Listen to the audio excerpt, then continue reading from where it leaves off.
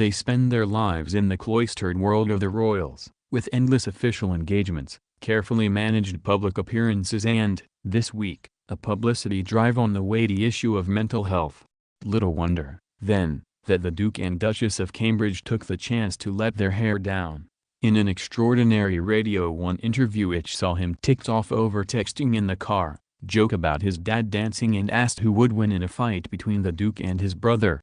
The royal couple gave an unprecedented insight into life behind Kensington Palace doors, descending into fits of giggles as they were gently teased on air about their television habits, takeaways and what to buy for the Queen on her 91st birthday. With only a little encouragement, the Duke and Duchess shared details of their home life which will ring true with parents all over the world, including how they are compelled to feign real interest in the intricacies of children's television so as not to upset Prince George. The Duke revealed how he is clinging on to listening to the youthful Radio 1 at the ripe age of 34, conceding they could go undercover at music festivals and false beards, and detailing their love of box sets including Homeland and the bloodthirsty Game of Thrones once the kiddies are in bed. At one point, the Duke joked about his now infamous dad dancing on the ski slopes of Verbier, answering the question of whether he goes to many music gigs by joking, "You know I've gotten enough trouble with my dancing recently, so it's best to keep away from that." He also got a light-hearted ticking off from his wife for saying he had texted into Radio 1 using an alibi while driving to work for an early morning air ambulance shift. The Duchess interjected, "What are you doing texting in the car?" before he rapidly assured listeners he had pulled over in the lay-by. The couple appeared on the Scott Mills show for 15 minutes alongside DJ Adele, who is running the marathon for the Royals charity Heads Together.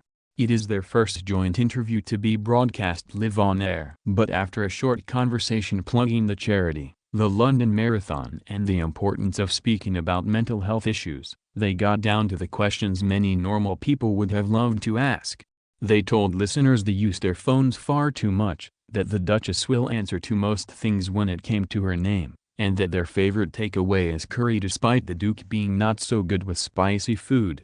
On what to buy his grandmother for her 91st birthday, the Duke admitted, "It's quite hard to know what to give the Queen. We've tried making a few things. Now the great-grandchildren are around, they can make things and of course that goes down really well." Prince George, he added, was very good at arts and crafts. "Are you taking credit for the arts and crafts?" the Duchess wondered, laughing. "This is putting the marriage on the line," the Duke told the audience. On their television viewing habit, the Duke said wearily, "A lot of children's programs, my goodness. Some of them are really good, but you have to pretend you are really interested in it because George gets very upset if you are not showing due diligence to the characters." Prince George is besotted with Fireman Sam, he added, but had outgrown Peppa Pig, with Princess Charlotte about to be the right age to watch it. "It's your turn to sit with him next time," the Duke told his wife. In an unusual question for royal interviews, Mills asked him, if there was a fight between you and Harry, who would win? "That's clearly obvious," the Duke replied. "Me, because I'm bigger." He also called for a rerun of the sprint race with Prince Harry, done in front of the cameras for Heads Together earlier this year. "There was definitely some steward inquiry needed on that race because we agreed we'd do a show run. Then I see the glint in my brother's eye, and the little cheeky grin that my wife's got." By the end of the interview, they had descended into hysterics after presenting Adele with some Vaseline to help her marathon on Sunday, which listeners quickly dubbed Royal Lube. The interview was a light-hearted end to a serious week, which has seen the Duke, Duchess and Prince Harry each speak frankly about their own mental health. In a final video for Heads Together, the brothers yesterday morning admitted they failed to talk to one another enough about the death of their mother, saying they had been uniquely bonded by their trauma and urging others to speak out earlier. On Sunday, the trio will attend the London Marathon to cheer on charity runners, the culmination of a year of campaigning to start a national conversation about mental health.